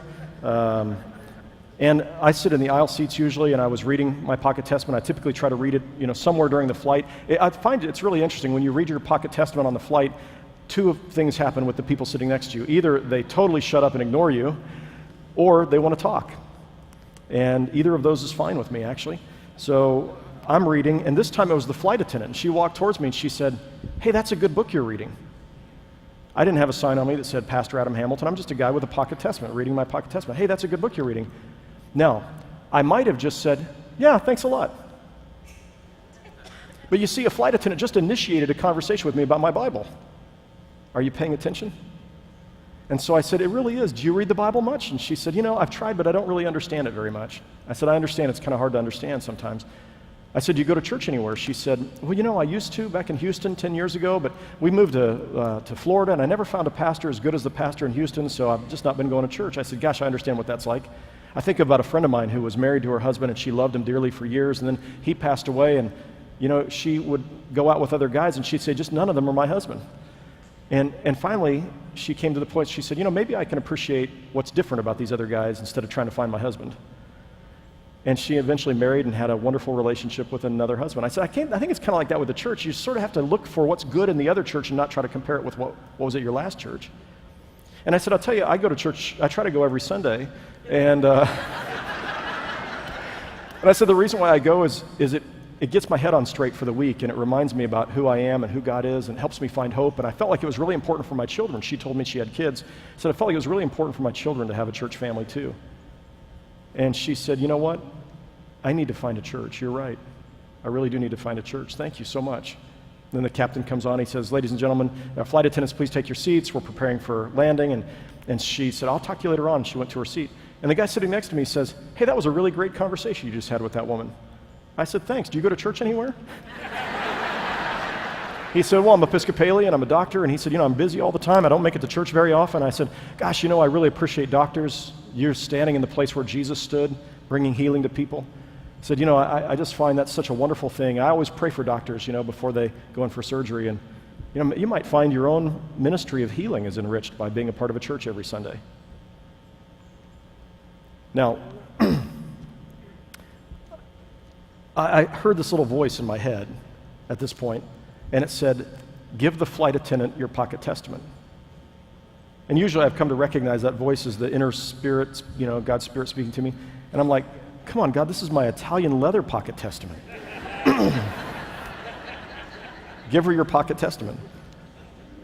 So I was going to give it to her, and I remembered her name because I looked at her name tag, and I wrote a note to her in the front of the pocket testament, about why the book's important, and here's some tips for how you might read it. And then I said, while you're looking for a church, you might check out this church's website. You might enjoy the sermons at cor.org.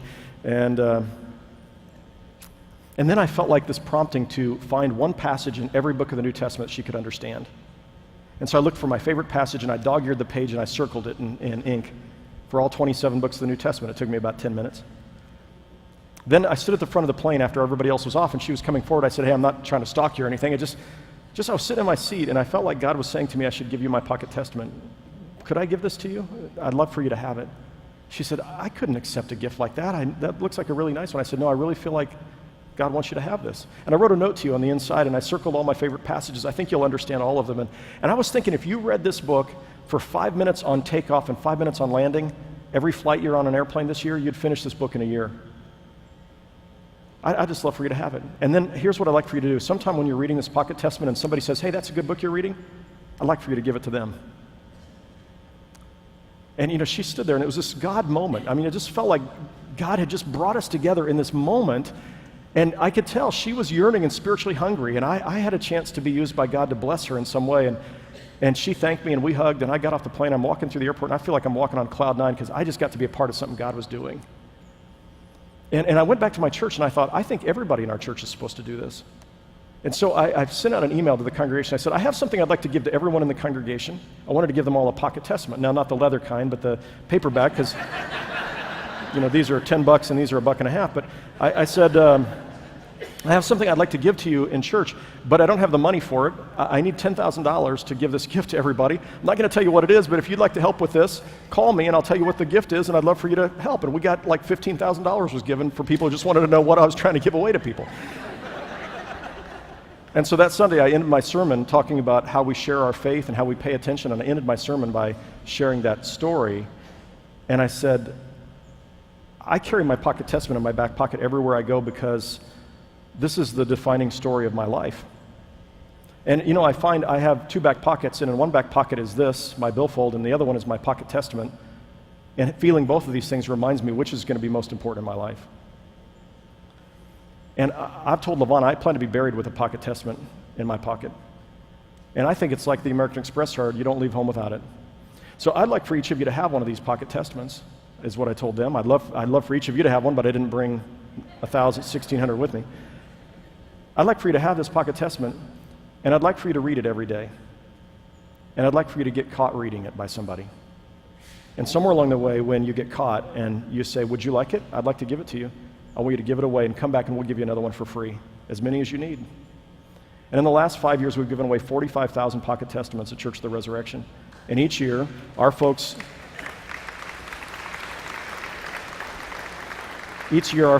have given money to make that possible. And in the front, in the Common English Bible New Testament with Psalms and Proverbs that Abingdon publishes, there is the note that I wrote to the woman about here's some tips on how to read the New Testament. It's found here on page 11. Tips for reading the Bible with understanding. And there's 8 tips for people to help get the maximum meaning out of this. This is available through Abingdon. I don't make any money off this. I'm just telling you here's my dream, is that every United Methodist in Western Pennsylvania would carry a pocket testament with them everywhere they go, in their purse or in their pocket. And they'd get caught reading it every day. Do you imagine how our churches would change if we were just reading the Bible every day and giving it away when people needed it? This is just a simple little idea I'd love to share with you. Okay, here's where we wrap up. I want to give you one last simple idea, and then I want to give you a challenge. The coffee mugs. Today, we still give away coffee mugs to every first-time visitor. In the early years, this is how we paid for it. We put together a new mug every year, so there's the 2016 edition right now. Next year will be the 2017 edition. And we would say, we'd like for you to have for your collection the newest coffee mug to all of our members. We'd like for you to buy it for twice what it costs. It costs us $2.50, and we're going to sell it to you for $5, and that's going to allow us to give one away for free to your fellow church members, or to your new first-time visitors. And that way the program costs nothing. Today we give it away on Commitment Weekend when people turn in their pledge cards. And I learned this from NPR. And we say, we just want to thank you for turning in your pledge card this year. And so we want to give you next year's coffee mug that we're going to give to all of our first-time visitors as a way of saying thank you for helping make possible the ministry of this church. And we give one per family, but for every teenager who turns in their own commitment card, they get their own coffee mug. For every child who turns in a commitment card, even if it's for $5, they get their own coffee mug, because we want to encourage children to start thinking about turning in commitment cards from the time that they're little. And the great thing about giving away something to thank people for turning their commitment card is on Commitment Sunday, nobody wants to walk out to their car without a commitment or without a coffee mug in their hand. And so it really is a I'm kidding a little bit, but it is a way of encouraging people to turn in their commitment cards on Commitment Sunday. By the way, we give away a free CEB study Bible for every new member when they turn in their commitment card as a way of giving them a tool to help them start in their faith.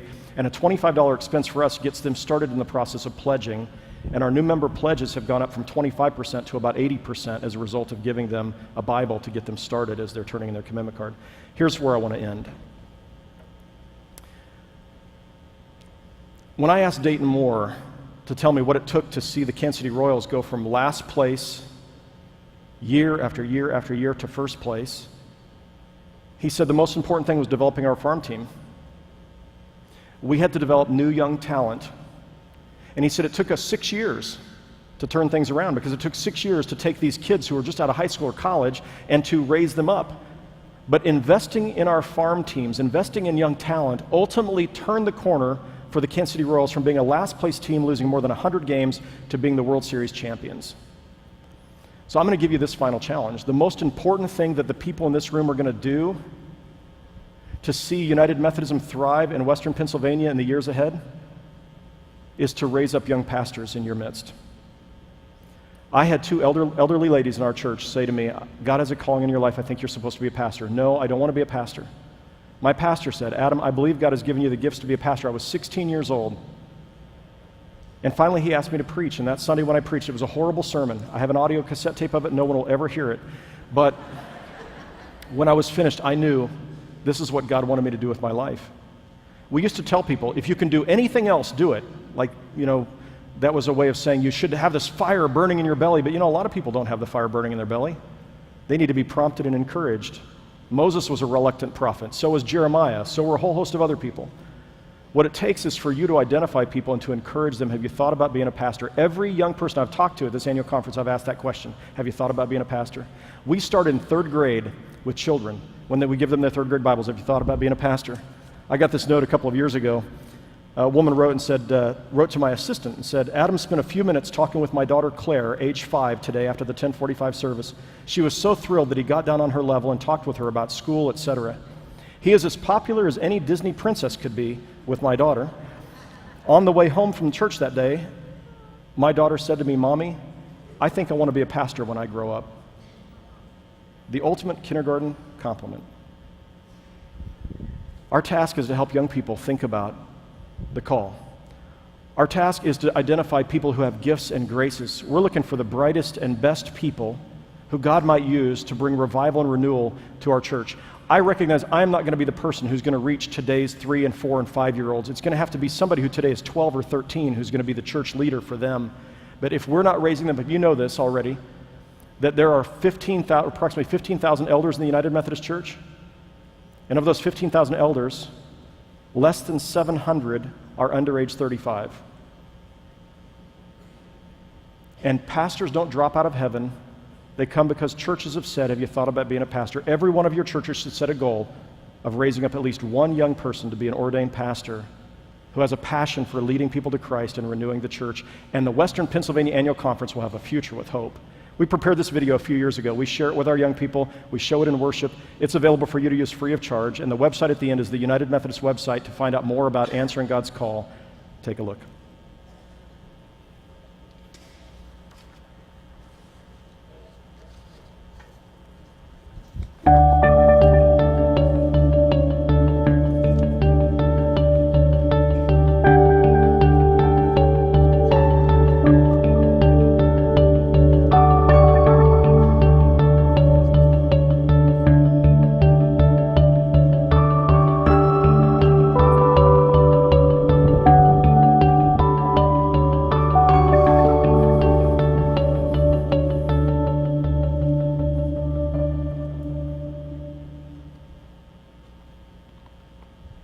Let it be said, when the hard times came, we marched ahead, and we praised your name, though we're broken, not abandoned or alone.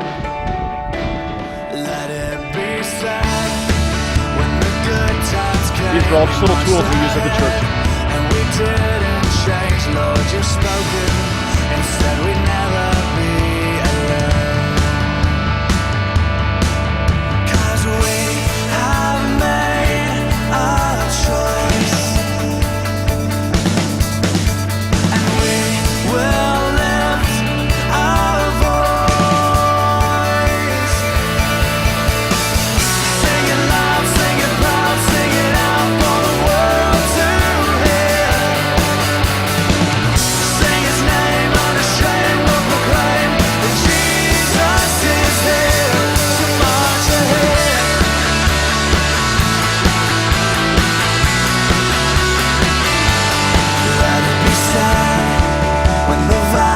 Jesus came, we marched ahead, and we praise your name, though we're broken, not abandoned or alone.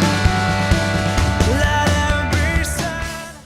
And I want to say just a word to those of you who are senior adults. We ask our senior adults if they would consider making a gift in their estate to pay for one person to go to seminary. We had a woman who left $600,000 to our church several years ago for 60 $10,000 scholarships for young people. We've set a goal of 200 elders coming out of our church in the next 20 years who will be assigned to revive and renew churches. I want to encourage you, raise up a new generation of young leaders. Here's where we end. I really care about the United Methodist Church. I believe we have a message that's desperately needed, and we might have the best approach to reaching 21st century young people with the gospel of Jesus Christ. We are a church that believes in both the head and the heart. We are a church that believes in grace and holiness. We are a church that is both liberal and conservative. We believe in the evangelical gospel and the social gospel. And that approach to the gospel, this holistic approach that invites people to follow Christ with their heads, their hearts, and their hands, is an approach to the gospel that can change the world.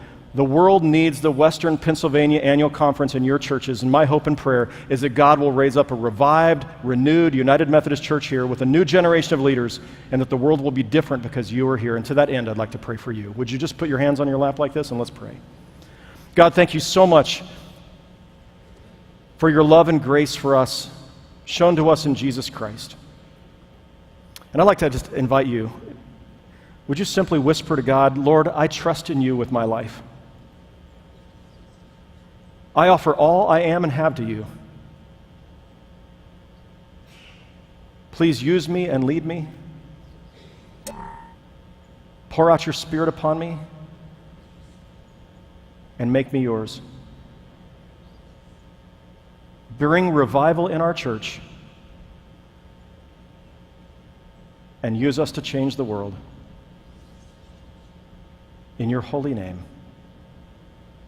amen. God bless you, and thank you for allowing me to be with you this last 24 hours.